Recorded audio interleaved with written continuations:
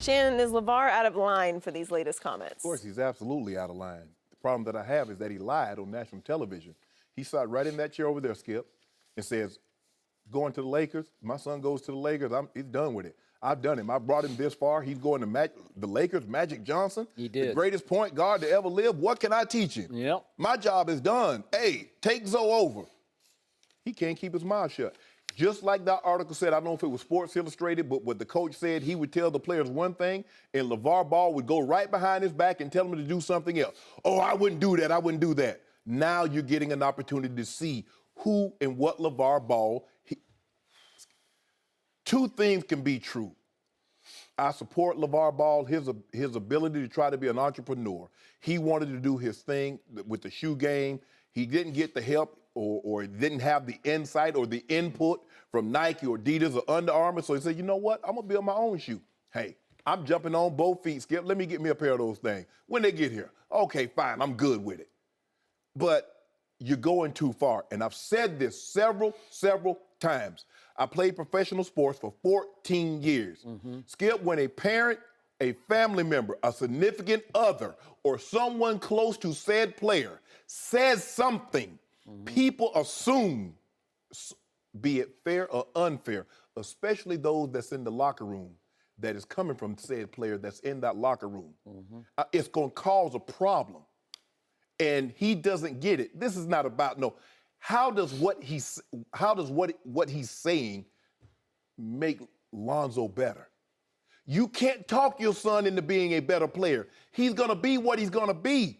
Now you can get all these likes and mentions and all that other stuff, and a lot of people love what you're doing, LaVar. They do. But there's a problem with it, and you just don't seem to see it. Now it was reported that the boys were supposed to go with the team this weekend.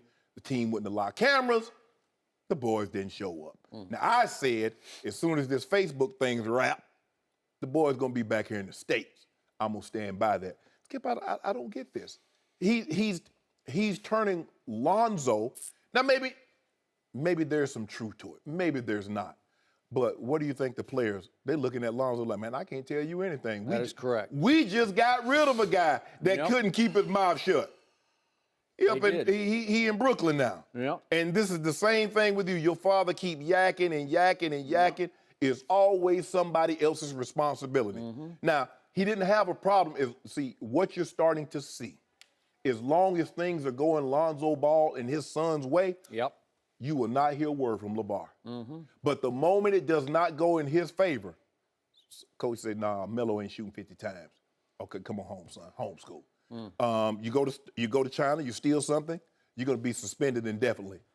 Heard Jello on television, where they could have given me some, determination of how long the suspension was gonna be.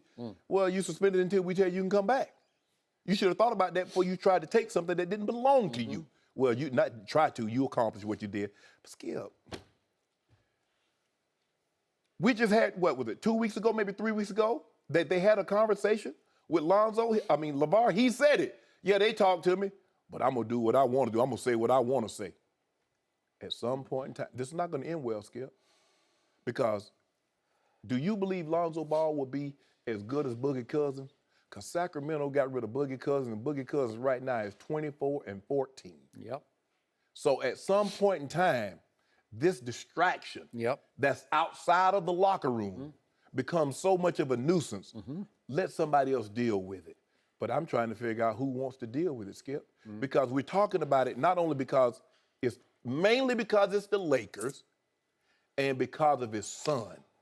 And LaVar wants to live his life through his sons because his sporting career did not turn out like he wanted it to. Don't give me this bull jive. He's so proud of his son. Hell, 98, 99% of the parents are proud of their kids, but they don't carry on like this. This is unacceptable behavior. I don't care if he builds a $10 billion shoe brand. The way he's carrying on, the way he's acting is unacceptable. Yep. All that is extremely well said. So bottom line, what's LaVar going to do next? Pull Lonzo off the Lakers and take him to Lithuania? Seriously, is that where we're heading with this? And I got to, before I launch into the question Joy asked us, I got to get this off my chest. I have defended LaVar, sort of hung on and defended LaVar, because I love the fact that he has been a good father to these kids. Now, you can argue he's being too good a father to the kids, but so many of these kids didn't have a father. I didn't have a father at home. A lot of people I know didn't have a father. So Right. I admired that part of it, and I admired the fact that LaVar Ball had the guts to try to beat the sneaker establishment at its own game that it sort of owns. And yet, this Better Business, as you said, the other BBB brand and the one that you can't mess around with, The right? original Triple B. Yes, the Better Business Bureau. Now we have the report that it has given LaVar's Big Baller brand an F, a flat out at the worst it can give, because they've had 41 negative reviews, 0 positive, and 33 formal complaints of customers who either didn't get their orders or got the wrong items in their orders.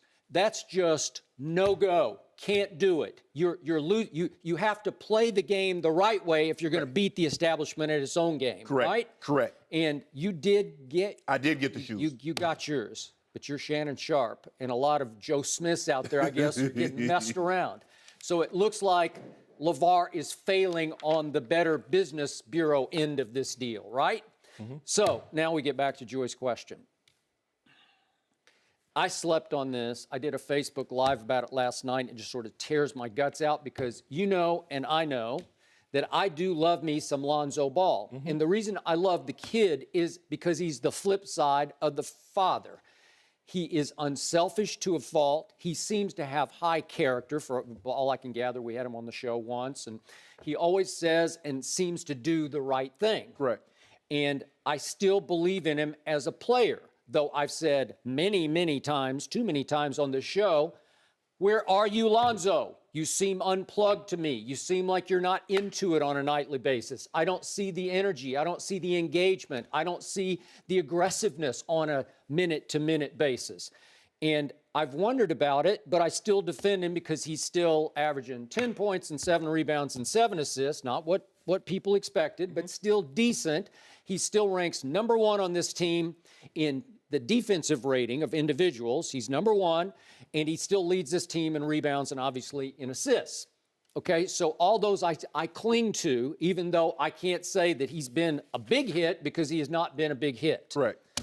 So, is there always some truth in things that LaVar Ball says publicly? Yes, seriously. There's always some truth, enough that makes him the lightning rod that he is, because he's willing to say or do what no one else will say or do. Correct. And he's not a complete fool. He's not, because if he were a fool, we would have all dismissed him long ago and said, okay, that's enough of that, right? But his son is the 2nd pick in the draft, or was, and I got to tell you, from my heart, I don't love the way Luke Walton has coached this team. I think this team is far better than its record. And it really struggled without Lonzo, because it lost 6 in a row, and it had lost 9 in a row.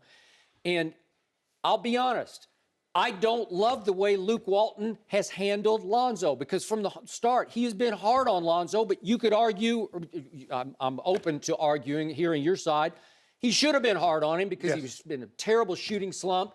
And so he was yanking him quickly. I don't know what this substitution pattern is, but mid-first quarter, usually Lonzo's out. So he kind of breaks a sweat, and then he's on the bench. And he might be on the bench for a whole nother quarter until the middle of the 2nd quarter. Right. And 6 times this year, Luke Walton has set Lonzo Ball on the bench for the entire 4th quarter. Is that fair? Is that right to the number 2 pick in the draft, as he just barely has turned 20 years of age? Is that the right way to let him grow on a young team? Well, I think not. So I don't like it. And I've said that several times. Okay. And obviously, the father really, really doesn't like it. So you know what just happened? The father just called for Luke Walton's job, and we're not quite to halfway through Lonzo's rookie season, right? We're barely into January. We still got a long way to go, and he is calling for this coach's job. Well, this makes it virtually impossible for the kid to operate. So I already said, he came into this game with the biggest target painted on his back by his father of any rookie in any sport ever, where night after night, basically LaVar, the father, is calling out star and all-star point guards who are going to take it out on Lonzo to take it out on LaVar. So he's making it virtually impossible for his son to succeed. And I thought Lonzo came out last night with the weight of the NBA world on his shoulders, tight and tentative. Well, is that pretty predictable? Yeah, because the father just called for the coach's job. And at the shoot-around, we just saw the sound from Lonzo, and he's kind of mealy-mouthed about it. Well, that's his opinion. Well, what's your opinion? Exactly. When are you going to have an opinion? When are you going to take a stand? It's hard for me to believe, Skip, that he was this outspoken. LaVar was this outspoken in high school, this outspoken in the NBA, but he was quiet in college. Yeah. Now, let's say for the sake of argument, he was quiet in college. You know why, Skip? LaVar Ball, Lonzo was the best player on UCLA. Many thought he was the best player in college. So there was nothing to talk about. He's not even close to being the best player on the Lakers. We know he's nowhere in hell the best player in the NBA. So now LaVar has to talk him up. Skip, and they asked Lonzo, well, that's his opinion. I can't tell him what to say. Bull jive, you can't. Because let me tell you a story. I had a mom who used to come to my game, and she up there, oh, he's sorry. He can't catch it. He can't do that. You know what I did? When we got home, I said, Mom, look here. You talking about those guys that are sorry and can't catch and can't do this? Those are my teammates. When you go back to Chicago, I got to deal with them. Now, I will not hear this anymore.